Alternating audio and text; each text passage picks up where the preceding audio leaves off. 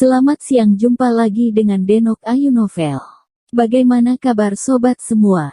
Sebelum kita mulai cerita ini, ayo kita subscribe, like, komen, share dan nyalakan loncengnya untuk mendapatkan notifikasi terbaru ketika Mimin mengupload video barunya.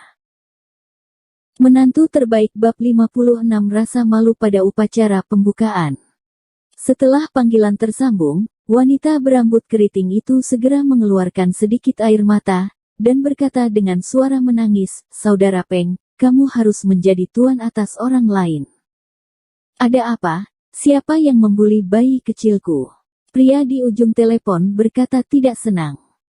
Gadis berambut keriting itu menangis dan berbicara tentang masalah tersebut, dan lelaki itu langsung berkata dengan marah setelah mendengarnya, "Apakah bajingan kecil ini ingin hidup?" Hui Sengtang di Jalan Xianlin. "Oke, aku tahu. Bahkan tidak ingin membuka tokonya." "Ya, tapi itu terlalu murah untuk membersihkannya sekarang. Jika ada banyak orang di hari dia buka, saya akan mengirim seseorang langsung untuk menyegelnya." "Iya, di hari pembukaan, biarlah dia malu." Gadis berambut keriting itu mendengus dingin, sangat puas dengan hasilnya. "Wanita yang berani menyentuhku Yu Sipeng, aku tidak tahu bagaimana dia mati."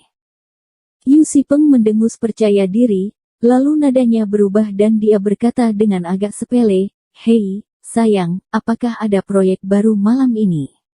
Hari ini, istriku akan kembali ke rumah kelahirannya, dan aku akan langsung menemuimu setelah bekerja. Selama kamu datang, kamu akan memiliki segalanya."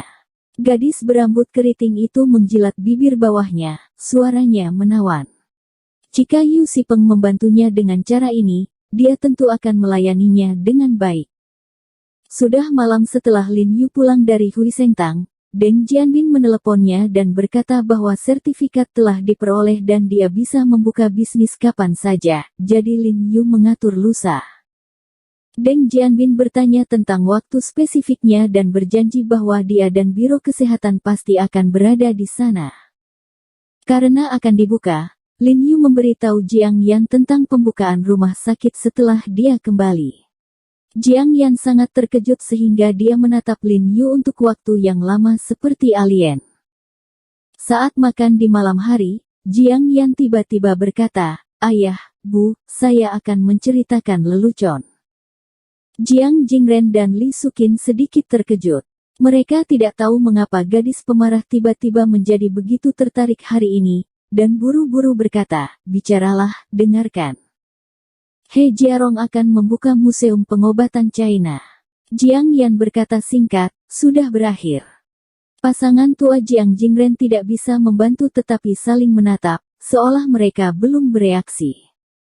"Mengapa? Bukankah lucu? Menantu Anda yang baik, He Jiarong, yang lulus dari sekolah teknik, telah belajar beberapa obat kucing berkaki 3 dari buku, dan akan membuka klinik medis untuk merawat orang lain."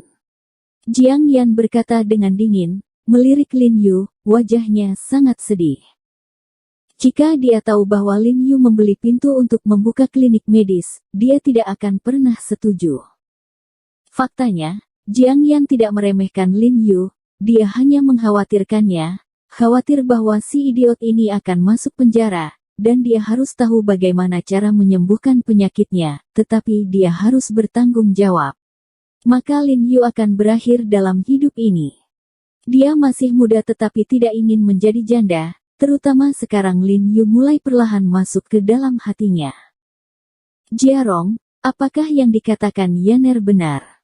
Li Sukin mengerutkan kening dan bertanya, "Aku dengar kamu telah menyembuhkan orang beberapa kali, tapi itu karena kamu beruntung.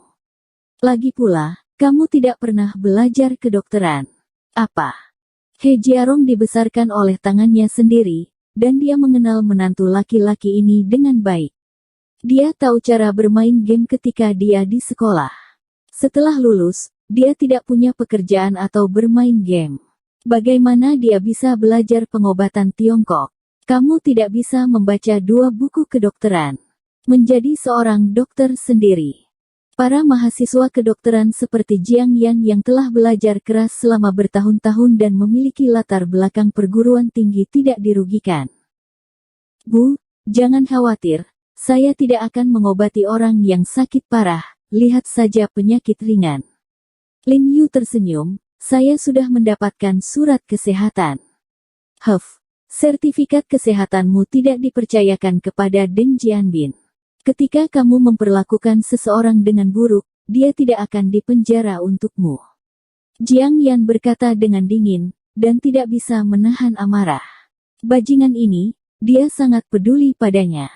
Tidak bisakah dia melihatnya? Hehe, menurutku itu bukan masalah.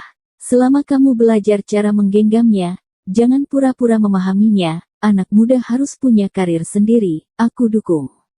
Jiang Jingren berkata sambil tersenyum lebar, selalu menjaga cintanya pada Lin Yu. Ayah. Jiang Yan memelototinya dengan marah, pengkhianat ini telah berbalik melawan dia dan tidak memiliki penyesalan. Bu, biarkan aku mencobanya, itu benar-benar tidak berhasil, kata Lin Yu sambil tersenyum. Baiklah, kalau begitu coba, tapi ayahmu benar. Jika kamu bisa melihatnya, kamu tidak bisa melihatnya. Kamu tidak bisa tidak berpura-pura mengerti. Li Sukin mengangguk, lalu berbalik untuk membujuk Jiang Yan dan berkata, gadis baik, biarkan dia mencobanya. Seorang pria bertubuh besar menganggur di rumah sepanjang hari, dan itu tidak seperti benda. Kamu tidak bisa membiarkan dia menjual roti untuk ibu baptisnya seumur hidup. Jiang Yan meringkuk dan setuju, dan berkata tanpa daya, jika aku ingin memberitahumu, jangan buka bisnis, buka saja pintunya diam-diam, jika tidak ada yang akan bergabung, itu akan memalukan. Hei, itu tidak benar. Pembukaan harus dibuka. Tidak masalah jika tidak ada yang mendukungmu. Ibumu dan aku mengerahkan kerabat kita. Kebetulan lusa adalah akhir pekan. Mereka punya waktu. Keluargaku akan mengirimkan amplop merah. Mereka pasti akan bersedia. Ayo. Jiang Jingren berkata dengan tergesa-gesa. Dia memiliki uang di sakunya sekarang dan berbicara keras. Saya mendengar untuk pertama kalinya bahwa saya harus memberi orang amplop merah ketika saya memulai bisnis. Melihat Lin Yu tidak mengatakan sepatah kata pun, Jiang Yan tidak bisa membantu tetapi memutar matanya. Dia tidak mengerti mengapa Lin Yu baru saja keras kepala selama beberapa hari, dan mengapa dia tiba-tiba menjadi begitu nakal lagi. Sehari kemudian, Museum Pengobatan Cina Lin Yu dibuka sesuai jadwal. Seluruh keluarga mereka tiba lebih awal di pagi hari, dan Jiang Yan secara khusus meminta cuti dan datang bersama. Ketika saya mendengar ada amplop merah yang tersedia, sekelompok kerabat juga sangat aktif. Mereka datang lebih awal, dan beberapa sepupu dan sepupu juga membawa petasan. Kali ini ada banyak kerabat di sini. Li Sukin dan Jiang Jingren sama-sama ada di sini. Kecuali Lin Yu, seorang kerabat yang makan malam bersama keluarga terakhir kali, saya masih mendapat kesan bahwa mereka tidak mengenal satu pun dari mereka dan hanya bisa menyapa Jiang Yan. Jiarong, saya sangat beruntung. Saya membuka klinik medis sendiri. Bisakah berhasil, Jiarong? Maukah kamu ke dokter? Buka saja klinik. Pengobatan tradisional Tiongkok itu sendiri bodoh. Membaca 2 buku Huang di Neijing dan risalah tentang penyakit demam, semua orang adalah dokter. Oke, ini pekerjaan, lebih baik daripada tinggal di rumah.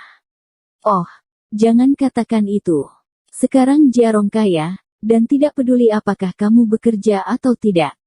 Terakhir kali aku beruntung di pelelangan, aku mendapat banyak uang dari 2 barang yang aku ambil. Sekelompok kerabat berbicara tentang satu sama lain, dengan kecemburuan, keraguan, dan penghinaan, dalam hati mereka. He Jiarong masih sama dengan He Jiarong sebelumnya, tetapi He Jiarong baru saja menginjak kotoran. Setelah sekelompok orang memecah petasan, kecuali beberapa bisnis dan pejalan kaki terdekat yang memandang mereka dengan rasa ingin tahu, bagian depan seluruh aula medis kosong, dan pintunya sangat sunyi. Oke, petasannya sudah dinyalakan, dan industri sudah menyala. Ayo kita langsung makan malam. Aku belum sarapan. Aku setuju. Lagi pula, menunggu di sini tidak ada gunanya. Lebih baik pergi makan saja. Tidak ada yang datang untuk memberi selamat atas pembukaan itu, dan ini pertama kalinya aku melihatmu. Mungkin keterampilan medis keluarga kita terlalu hebat, jadi semua orang takut untuk datang. Sekelompok kerabat tertawa tanpa rasa malu. Sangat jarang memiliki bisnis yang sepi. Wajah Jiang Jingren dan Li Suqing juga sedikit tidak nyaman. Mereka awalnya mengira petasan ini akan menarik perhatian beberapa orang. Siapapun yang ingin pergi makan harus pergi dulu, tapi amplop merahnya sudah hilang. Pada saat ini, Jiang Yan berkata dengan dingin, dan semua kerabat segera terdiam. Lin Yu tidak menggerakkan hatinya. Dia mengangkat kepalanya dan melirik ke arah Jiang Yan, merasa sedikit hangat di hatinya. Ini adalah pertama kalinya Jiang Yan mengambil inisiatif untuk berbicara untuknya begitu lama. Sudah kubilang dulu sekali, kau tidak mendengarkan, itu memalukan sekarang.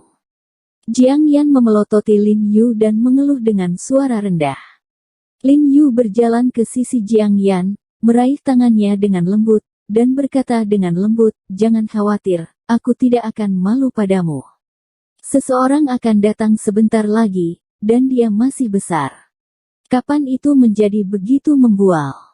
Jiang Yan mengeluh, mencubit telapak tangan Lin Yu dengan kukunya, ragu-ragu, tetapi masih tidak menarik tangannya kembali dan membiarkan Lin Yu memegangnya. Karena Lin Yu memberitahu semua orang bahwa pembukaannya jam 10, tidak banyak orang sama sekali saat ini, lagi pula, itu kurang dari jam 8. Lin Yu meminta semua kerabatnya masuk ke rumah untuk minum teh dan makan makanan ringan biji melon. Jika Anda ingin saya mengatakannya, kita bisa duduk saja selama hari seperti ini. Aku masih punya pekerjaan di rumah, jadi cepat kirim amplop merah dan kita bisa pergi. Lupakan, ini semua kerabat, kita tidak akan meninggalkan siapapun, mari kita dukung dia di sini. Bibi ke-7 dan bibi ke-8 tidak bisa menahan bisikan. Begitu suara mereka turun, mereka mendengar dua suara mesin yang menderu tiba-tiba datang dari luar, sepertinya suara mobil sport bertenaga tinggi. Kemudian saya melihat Ferrari biru dan Maybach tiba-tiba berhenti di kedua sisi pintu masuk rumah sakit, dan kemudian Shen Yuxuan dan Zhou Chen turun dari mobil. Jiarong, saya berharap Anda memiliki bisnis yang makmur dan sumber daya keuangan yang kaya. Keduanya tertawa serempak, lalu menyerahkan hadiah di tangan mereka kepada Lin Yu. Lin Yu berulang kali berterima kasih dan mengundang mereka ke dalam rumah. Kerabat tidak bisa membantu tetapi tertegun. Mereka melirik kedua mobil sport di luar dan terkejut. Kapan He Jiarong menjadi teman yang begitu kaya? Jiarong, jangan terlambat. Ada tawa keras dari luar, dan kemudian tiga sosok berjalan satu demi satu, Deng Jianbin dan Wei Gongsun yang membuat Lin Yu tiba-tiba mengatakan bahwa Zheng Suji juga mengikuti. Sekelompok kerabat mengenali Zheng Suji dengan mata tajam. Deng Jianbin dan Wei Gongsun mungkin tidak saling mengenal, tetapi Zheng Suji adalah orang biasa di Qinghai TV. Kota, wali kota, apakah itu mungkin? Para kerabat membuka mulut karena terkejut. Wali kota Zheng, kenapa kamu di sini? Aku membuatmu masalah. Lin Yu buru-buru berkata dengan sopan. Bisakah saya tidak datang jika Anda memulai bisnis? Zheng Suji tersenyum dan berkata, awalnya saya berterima kasih kepada sekretaris karena telah datang, tetapi akan ada pertemuan yang sangat penting untuk sementara waktu. Saya benar-benar tidak bisa keluar dari itu. Izinkan saya meminta maaf kepada Anda. Sekretaris Xie Changfeng. Xie Changfeng bahkan akan membayarnya jika dia tidak datang. Semua kerabat tidak bisa membantu tetapi menghirup AC, dan rahang mereka terguncang, bukankah mereka sedang bermimpi?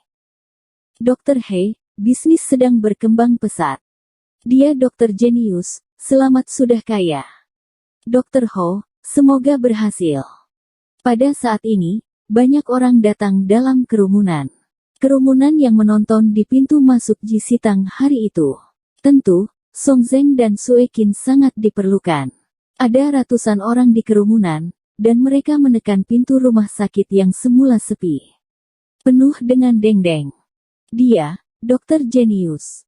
Para kerabat tercengang, biji melon di tangan mereka berderak dan jatuh ke tanah, seolah membatu. Terima kasih kepada kalian yang telah menonton video ini. Jangan lupa tekan tombol subscribe-nya dan nyalakan notifikasinya untuk mendapatkan video-video seru lainnya dari Denok Ayu Novel.